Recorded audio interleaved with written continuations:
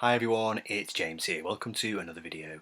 So, a bit of a silly theme this morning. Thought I would do a little summer's day video and keep things nice and light. So I'm going to call this Say Cheese, Gimme 10 Smiley album covers. And this was inspired by me listening to an Elton John album in the garden the other day, streaming it unfortunately, not playing the record.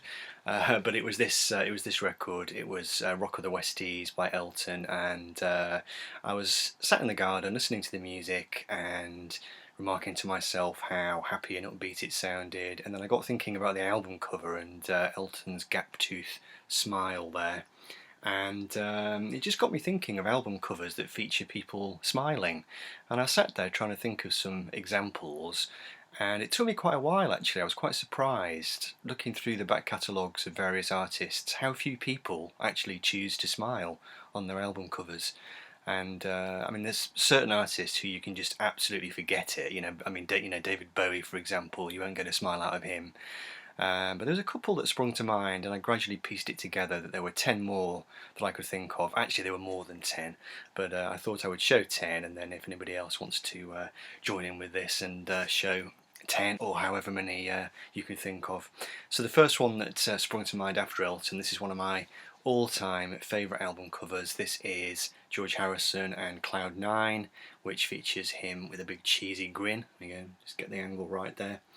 And I always loved this cover when I was growing up.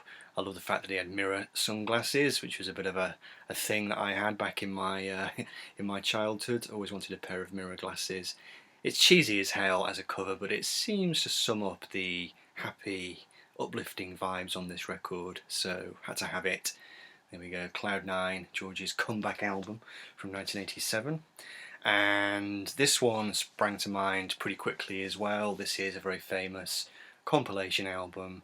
Simon and Garfunkel, two guys who did not have the easiest of relationships, lots of angst and unhappiness in their relationship really, but they were able to flash a joint grin to the camera on the cover of their greatest hits LP. Not so much on the back cover, looking a bit more pensive on the back cover.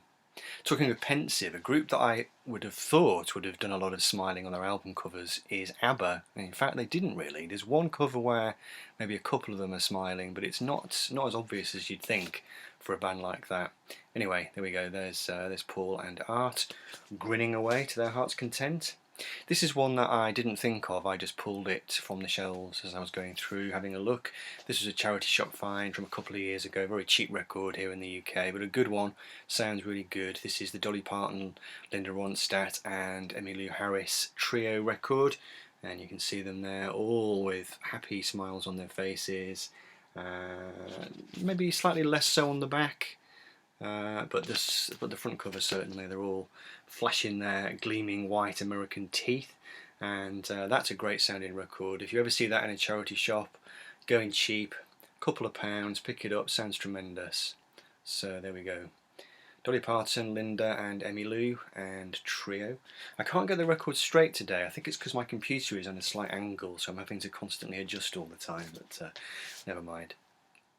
Wanted to show at least one artwork record. There's two actually I've got here. I think it's two that I've got, which are paintings rather than photographs, but this one jumped out at me as I was going past. This is Tramp and their great 1978 album, I think it is, Breakfast in America, which has a fantastic cover of the New York skyline and this, how would you describe her, a kind of diner waitress, brandishing a big glass of orange juice there and a menu, and she's got a big friendly grin on her face.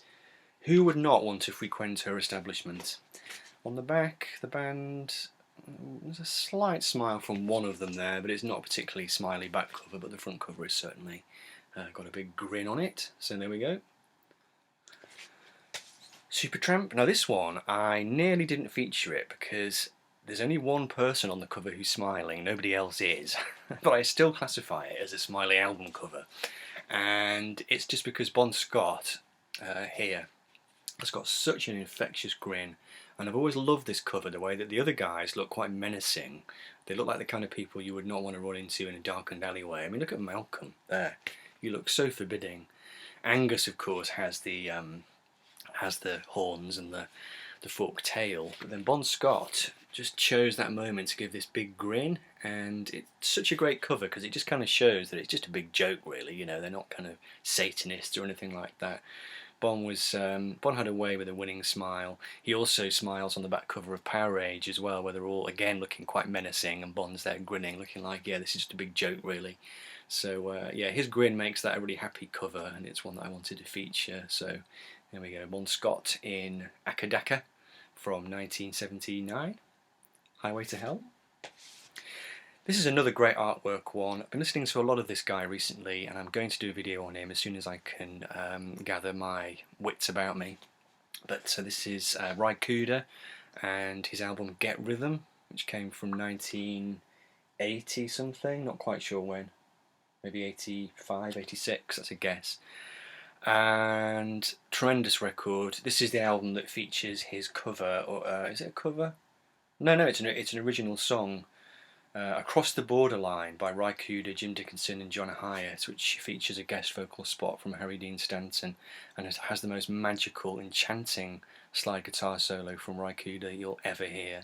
It's quite an upbeat, happy sounding record, and well, I mean, you know, most of Ry's records sound like that, and that's a lovely cover of the great man giving a very youthful smile there. He was still probably in his 30s or something at that point. Ry Cooder. Get Rhythm. Now this guy, I nearly had him down as a person who never smiles on his album covers. I was going through all the 70s records and the 80s ones too, and in my mind there was just this dour face on all of them. And then all of a sudden I thought of this one, and this would count as a smile. This is Elvis Costello and Spike, of course, from 1987, 88, something like that. The album that contains his collaborations with Paul McCartney, Veronica. And I mean, this one is definitely one of those kind of happy, sad clown smiles. I'm sure it's a reference to the song God's Comic, which is on here, which is quite a dark song actually. So we know when we're dealing with Costello that we're not just dealing with a nice, straightforward, happy smile. There's something more going on under the surface there. But some people don't like this cover. I think it works really well. I've always liked the tartan. And it's just a different kind of cover for Elvis, really, not one that was anything like anything he'd done before. The album itself has its critics. It's a bit busy, it's a bit overproduced. Hell of a lot of musicians on here. There's all kinds of people on here. We've got Beaumont Tench, McCartney, Alan Toussaint, Mark Ribot, the Dirty Dozen Brass Band. It's just truly astonishing roll call of musicians, and the Attractions as well turn up on a couple of tracks. But it's always been a bit of a favourite of mine, really. Not his best work, but I quite like it. So there's Spike. Wanted to feature a bit of jazz. Tried to cover most bases that I could in this video in terms of genres, although I've not really done a particularly great job there. But I wanted to feature jazz, and this one sprang to mind. This is Oscar Peterson, an artist who is 2 to a penny, unfortunately, or fortunately, should I say, in the charity shop bins here in the UK. This is quite an old record. I bought this years and years ago, probably before I bought any other jazz record. It's one of the oldest jazz records in my collection. Canadiana Suite, and there's the great man there giving it a big toothy grin. Looks like a very successful, happy man on top of the world, on top of his career. I mean, who wouldn't smile given his tremendous pianistic talents? So there we go, Oscar Peterson. And I can see here that was bought for the princely sum of, the price sticker is actually split in half, so I can't see. It was something 95 anyway. Oscar Peterson, Canadiana Suite. And moving from jazz to soul music, this is one that sprung to mind before I went looking, and this is a record which I really like actually. This is Love Wars by Womack and Womack. That is the classic 80s brother and sister team, weren't they? Brother and sister, Cecil Womack and Linda Womack. So I think this is 1983. This is a great record, very smooth production. Sounds great, sounds tremendous. And we'll finish with a bit of a cheeky one, really. Does this classify as a smile? I think it does. It's an evil smile, and I think an evil smile does belong in a video of this kind. We've got Gene Simmons from Kiss, his solo album, Gene Simmons, eponymous, from 1978, 79. This is when Kiss, all the four members of Kiss lined up to do solo records, and they all shipped out in one enormous shipment to American record stores. I think quite a few ended up getting shipped back. But this picture, I remember when I was a kid, riding on the school bus to the swimming baths every Friday, and we had to share the bus with the boys from the upper school, the junior school, and there was one lad who had a patch of this on the back of his jacket, or it was on his school bag. And I remember, I didn't know anything about Kiss at the time, I never heard of them really, but I remember looking at this picture every week on the bus. I'd be staring at this picture going, who's that guy with the blood coming out of his mouth? It just looked so scary, you know. So that kind of set me on the path, and I was a bit of a Kiss freak in my teens really. Don't listen to their music all that much anymore, and in fact I've not played this record for many years. I thought I would feature it as the final example of a Smiley album cover. Sorry about the glare. Right, there we go, there's my 10, so I hope you enjoyed that, and if you want to jump on the thread and show some Smiley album covers, I'd be delighted to have a look at them. So there we go, that's the video for this week. Hope you enjoyed it, and I'll be back soon. Take care, have a great day, bye bye.